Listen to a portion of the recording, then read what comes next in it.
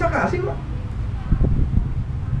Allah bisa kasih dalam sekejap. Innallaha ala kulli syai'in qadir. Allah itu maha berkuasa atas segala sesuatu. Kecil, cuman pengen mewujudkan keinginan kita itu.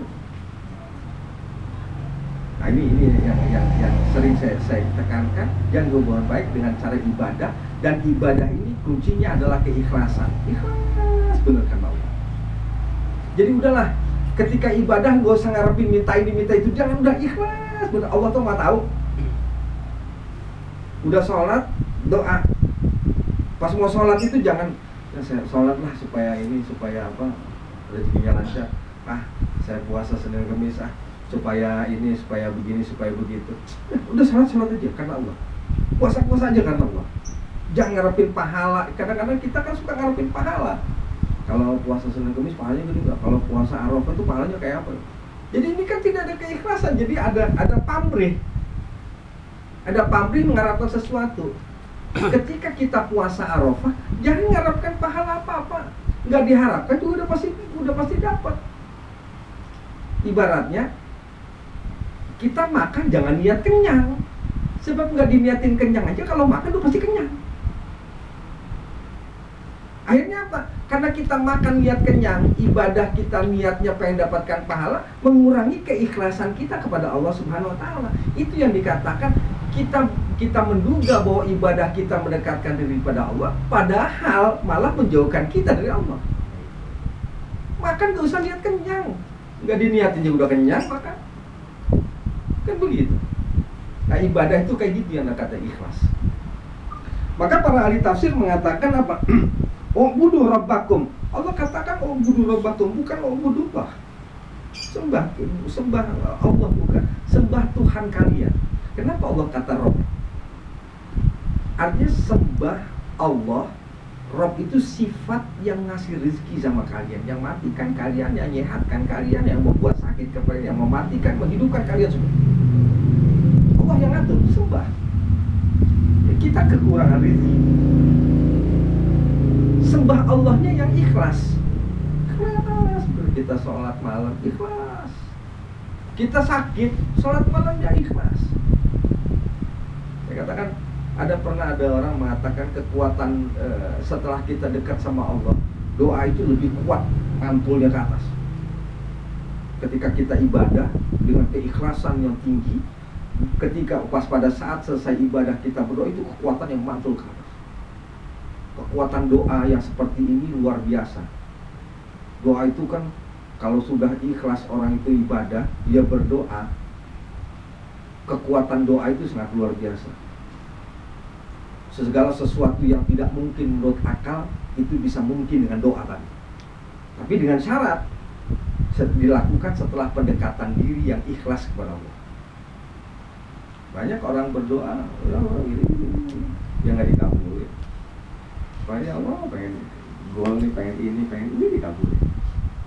Tapi itu tadi pendekatan diri yang ikhlas benar kepada Allah. Kemudian Allah Subhanahu wa Ta'ala katakan di dalam Al-Qur'an, Allah bilang, Allazi khalaqakum waladzina min qablikum la'allakum tattaqun. Jadi kata Allah Subhanahu wa Ta'ala, sembah Allah, ya, sembah Allah yang menciptakan kalian dan menciptakan orang-orang sebelum kalian.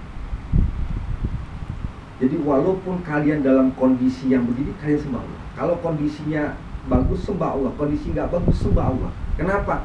Orang-orang dulu itu ada yang lebih kaya dari kalian. Orang-orang dulu ada yang lebih miskin daripada kalian, tapi mereka masih nyembah Allah. Orang dulu itu ada yang lebih sengsara daripada kalian, tapi masih nyembah Allah. Sembah aja dulu Allah. Kadang-kadang ini kan ujian. Bisa nggak ngelewatin ujian tadi? Nah, manusia itu kalau nggak diuji, dia itu nggak bisa merasakan nikmat. Kalau nggak diuji, dia nggak tahu kadarnya di mana. Kita kan kayak sekolah aja kan, lu belajar enggak karena diuji dulu. Kalau nggak diuji, nggak tahu dia di sekolah belajar apa enggak. Apa bengong-bengong aja apa enggak? Diuji dulu. Emas aja kan pakai diuji untuk mengetahui karatnya ini berapa.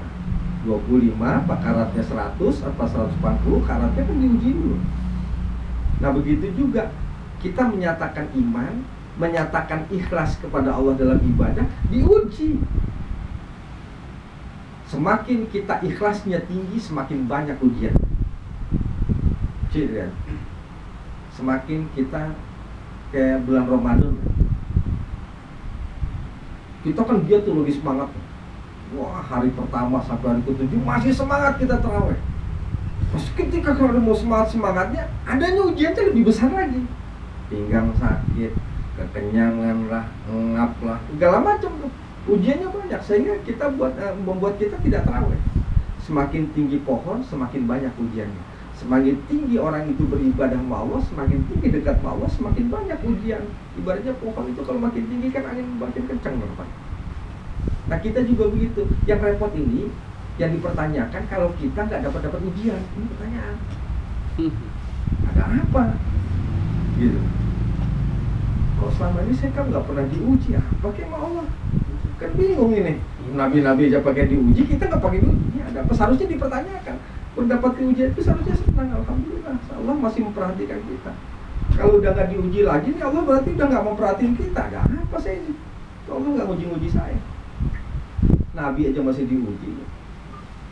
Nah kemudian Allah Subhanahu Wa Taala bilang di dalam ayat ini, la'allakum tattaqun.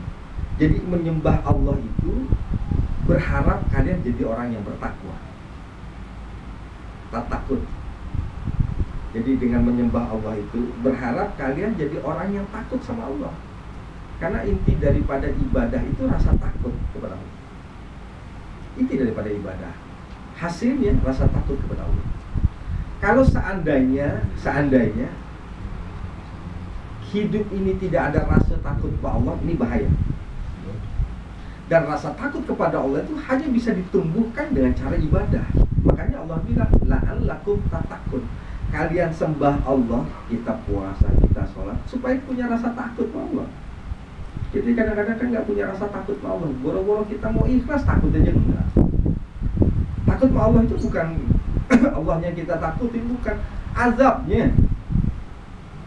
Kalau salah turun azab. Kalau zaman dulu kan sadis, Pak. Waktu zaman Nabi Musa ada orang berbuat dosa langsung turun azab. Umatnya Nabi Lut, umatnya Nabi Nuh, umat Nabi Lut tuh, ketika dia itu homoseksual ya, atau dia lesbi, itu langsung diazab Allah. Kalau sekarang kan mau lesbi, mau homo, nggak ada kan, masih dapat rahmat Allah kita. Kalau dulu langsung diazab. Nah yang kita takut itu Allah memberikan azab sama kita, ini yang kita takuti. Memang beda-beda tipis antara ujian, azab, ya, ujian, azab, musibah. Musibah itu sesuatu yang terjadi. Musibah dari kata asoba, sesuatu yang terjadi, musibah. Musibah itu bisa 3: ujian, azab, teguran. Ini bedanya di mana?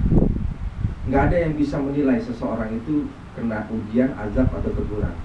Cuma diri kita yang bisa melihat ini azab, ini teguran, atau ujian. Kalau azab itu diberikan orang kafir.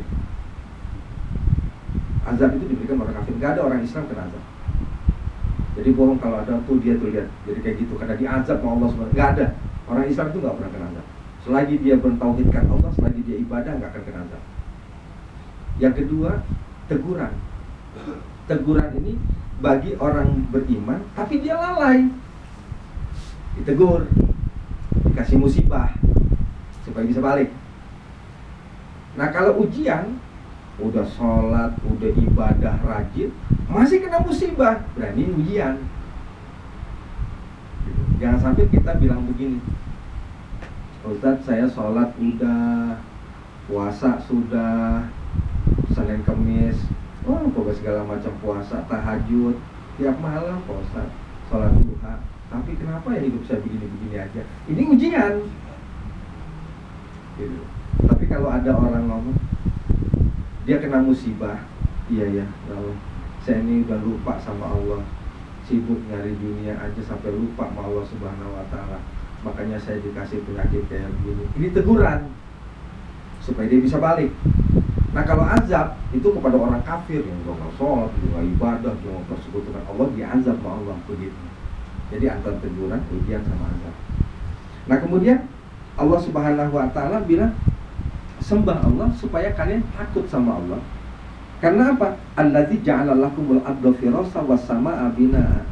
Jadi karena Allah itu yang menjadikan bumi untuk kalian sebagai hamparan. Firas itu sebetulnya tempat tidur. Tempat tidur yang ada senderannya itu firas. Kalau tempat tidur yang begini sarir. Kalau firas itu, kalau orang Arab itu biasanya dia ada semacam kayak balek, tapi di sampingnya ini ada senderannya, itu namanya firas. Nah Allah jadikan bumi ini hamparan. Anda pergi ke Rusia, tetap bumi ini datar. Mau pergi ke Afrika datar. Mau ke bawah dunia, bawah bumi, misalnya di Amerika apa di mana, tetap bumi ini datar. Padahal bumi ini bulat. Tapi kalau kita pergi kemana aja, datar semuanya, hamparan. Kan ini luar biasa. Nah Allah Subhanahu Wa Taala jadikan bumi itu terhampar begini, datar. Kemana aja kita pergi datar. Kalau logika kan kalau misalnya ini bola, yang di bawah sini ini kan pasti bulat ini. Tapi kok enggak datar gitu? Kita pergi dari sini ke Surabaya datar aja. Dari Surabaya nyebrang sampai ke Indonesia datar, nggak ada yang bumi itu melekuk begini. Nah kemudian Allah Subhanahu Wa Taala mengatakan di dalam Al-Quran wassamaa'a binaan. Allah jadikan langit itu sebagai sebuah bangunan hiasan. Kita lihat tuh awan, hiasan yang luar biasa. Ada bintang, ada matahari, ada bulan, sebagainya. Awan itu langit, awan, langit dan sebagainya itu berdiri tanpa ada tiang. Tanpa ada tiang. Tidak jatuh. Langit itu tanpa ada tiang kok tidak jatuh. Nah kemudian Allah Subhanahu Wa Taala katakan wa anzala minas samai ma'an fa akhraja bihi minas samarati rizqan. Dan Allah Subhanahu Wa Taala kemudian menurunkan air hujan dari langit tadi sehingga tanaman-tanaman itu bisa keluar. Jadi Allah memberikan rezeki itu melalui proses. Jadi yang namanya rezeki itu bukan kucuk-kucuk datang begitu, bukan. Ada proses usaha, nyoba usaha ini, nyoba usaha ini, nyoba usaha ini, nyoba usaha ini. Jadi cari proses untuk dapatkan rezeki Allah. Jangan kita mengatakan kan ada udah kita nggak usah kemana-mana, udah zikir aja, sholat duha aja, baca waqiah, baca ini, baca itu, zikir, pasti Allah ngasih rezeki. Rezeki itu nggak akan bisa diperoleh tanpa ada proses dulu gitu. Kayak Allah aja ngajarkan kita numbuhkan tanaman, sebetulnya bisa. Allah bilang kun fayakun, tumbuh. Kenapa harus lewat hujan? Jadi Allah ngajarkan sama kita bahwa rezeki itu harus dicari dengan proses. Jadi nggak bisa segampang itu. Usaha ke sana, cari dulu ke sana, jalanin dulu, nanti baru dapat. Gitu. Jadi jangan sampai kita berpatu tangan. Sudahlah, saya memegang tasbih aja, baca ya rozak, ya rozak, ya rozak, baca surat al-waqiah, sholat duha, tiap malam saya tahajud, saya sholat duha, saya puasa, pasti saya dapat jadi orang kaya rezeki. Nggak mungkin.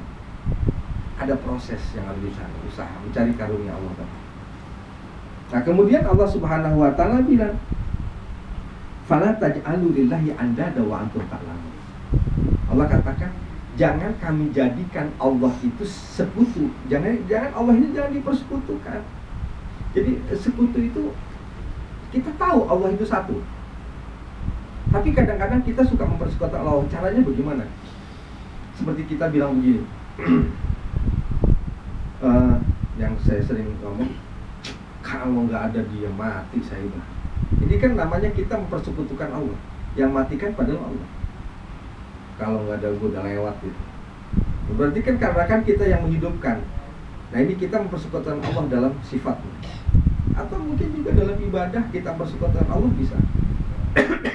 Bagaimana caranya ibadah mempersekutukan Allah? Kita sholat sambil mukris. Kenapa? Supaya inilah apa namanya, jinnya begini penunggunya. Atau kita bisa juga ketika kita ibadah itu bukan karena Allah, ada lainnya. Saya mau puasa lah, 7 hari nggak pakai makan supaya dia senang sama saya, pelet. Ini kan mempersekutukan Allah dalam ibadah. Puasa itu karena Allah, bukan karena begini-begini, bukan. Pokoknya kalau mau puasakan ini dan sebagainya sudah. Itu perbuatan orang-orang zaman dulu yang pernah diazab Allah kayak gitu. Padahal kita tahu hanya Allah yang berhak untuk disembah. Kalau kita puasa itu ikhlas karena Allah, sholat ikhlas karena Allah, kita tahu itu. Tapi kadang-kadang kita suka lalai. Jadi seorang gini Pak, kan banyak dia yang ngatur rezeki siapa? Allah. Pernah lihat tukang somai, kalau saya lagi pengen beli somai, dia nggak lewat. Tapi kalau pas saya lagi nggak pengen beli, dia lewat. Pernah terjadi, saya pengen beli, tukang somai lewat. Nah, ini rezeki itu begitu. Dicari tuh tukang somai, dia keliling. Tapi kalau Allah belum ngasih rezeki, menggerakkan hati kita untuk membeli somai tadi, tidak akan dia dapat rezeki. Rezeki itu seperti itu. Nah, rezeki itu seperti itu kira-kira. Ketika kita minta rezeki sama Allah itu, jangan minta rezeki supaya buat kaya di dunia, jangan. Ya Allah, berikan rezeki kepada saya, sehingga saya itu, rezeki itu tadi bisa membantu ibadah saya, membantu saya untuk beribadah kepadamu, supaya rezeki tadi saya bisa membantu saya untuk dekat kepadamu ya Allah. Karena saya tidak mungkin bisa bersedekah tanpa rezeki. Saya tidak akan mungkin bisa berziarah ke makam Nabi-Mu tanpa rezekimu ya Allah. Saya tidak akan bisa mungkin untuk melakukan ini itu tanpa rezekimu ya Allah. Maka saya minta ini. Kalau kita mintanya untuk Allah juga, pasti Allah kasih. Tapi kalau untuk diri kita sendiri, nanti Allah kan akan ngomong, emang siapa lu? Kita minta. Buat dunia itu urusan kamu cari sendiri. Allah itu ngasih pertolongan kepada kita kalau kita berjalan dalam agama. Begitu. Makanya Allah Subhanahu wa taala bilang di dalam ayat, "Fala taj'alu lillahi andada wa antum ta'lamun." Jangan persekutukan Allah dalam ibadah sedangkan kamu tahu bahwa Allah itu harus diesakan, harus disatukan dalam ibadahnya, dalam sifatnya dan lain sebagainya. Wallahu a'lam bishawab. Allah yang tahu.